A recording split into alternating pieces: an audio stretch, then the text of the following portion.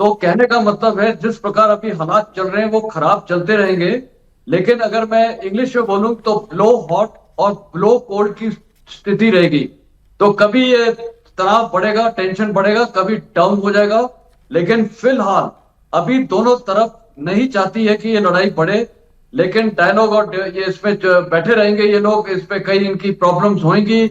और उधर इसराइल भी अपना इरादा बहुत क्लियर रखा हुआ है, वो लेबनान में अटैक करता जा रहा है। जबकि वो आपको पता भी सीज फायर वहां पर हुई थी अमेरिका में लेबनान और इसराइल के बीच में, वो भी अभी तक उसका भी उल्लंघन हो रहा है। और साथ में ये जो गाजा में अटैक्स बढ़ते जा रहे हैं और 70% टेरिटरी ऑलमोस्ट अब इसराइल के कब्जे में होगी गाजा की।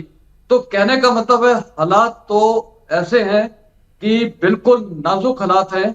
लेकिन फिलहाल अभी क्योंकि दोनों ने बहुत भीषण लड़ाई लड़ी है तो या तीनों साइड ने, तो अभी ये मैं बोलूंगा ये कूलिंग ऑफ पीरियड है। तो मैं समझता हूं कि 1-2 महीने तक ये छुटपुट घटनाएं घटती रहेंगी। लेकिन एक कूलिंग ऑफ पीरियड में ये ऑयल प्राइसेस और गैस प्राइसेस कम होने की संभावना है।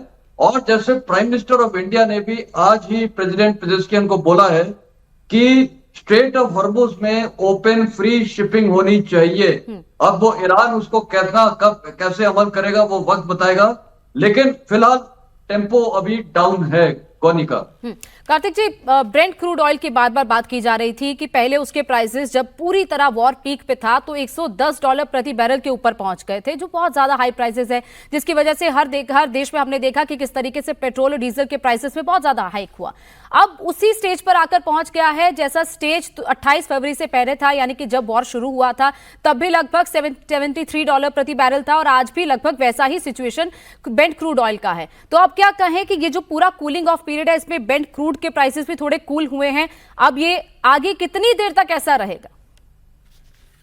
देखिए, मैं यहाँ पे यूएई से आपको एक चीज बता सकता हूँ कि यहाँ पे भी कॉन्स्टेंटली प्राइसेस इंक्रीज ही हो रहे थे।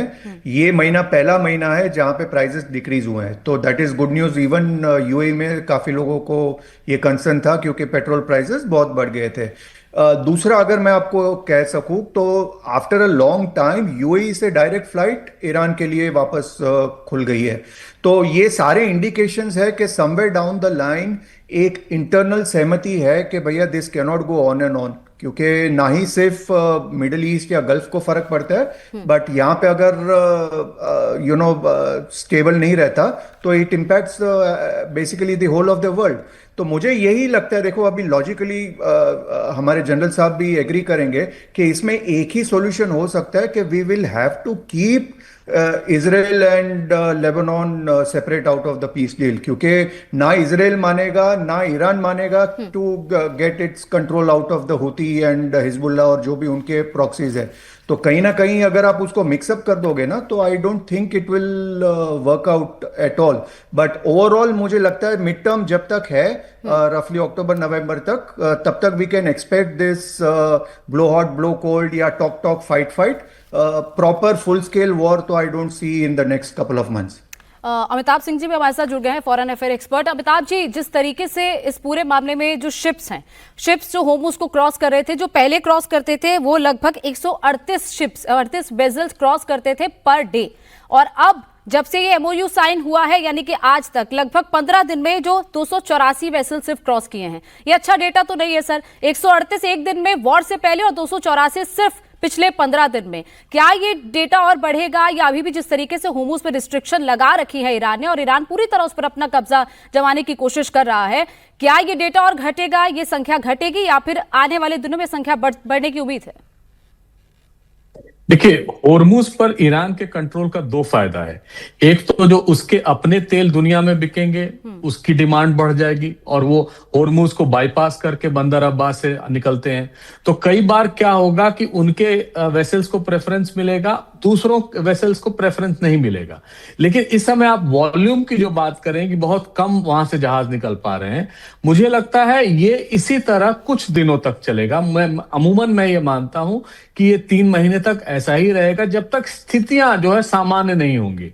और अभी भी बहुत रिस्क लेके जैसे इंडियन वेसल्स वहां से निकल पा रही हैं, वो अपने ट्रांसपॉन्डर्स ऑफ कर देती हैं कि वो डिटेक्ट नहीं कर पाए ईरानियन, एक स्पेसिफिक रूट से जाती हैं जो उनको पहले से बताया गया है। तो अभी बहुत सारे इसमें लिमिटेशंस हैं। अभी जितने भी प्रो ईरानियन या शायद ईरान को पैसे दे के या ईरान के कंसेंट से जो जा रही हैं, सिर्फ वही शिप्स क्रॉस कर पा रही हैं।